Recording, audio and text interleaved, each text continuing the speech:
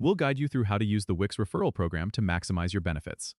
If you find this helpful, consider subscribing and liking the video. First, go to your Wix account dashboard. Once you're there, look for the Marketing Tools section in the left-hand menu and click on it. Within this section, you'll see an option for Referral Program. Click on that to get started. Here, you'll find your unique referral link, which you can share with friends, family, or colleagues. When someone signs up for a premium plan using your link, both of you can earn rewards. To share your link, simply copy it and send it through email, social media, or any messaging app you prefer. Make sure to encourage your referrals to complete their sign-up process to ensure you both receive the benefits.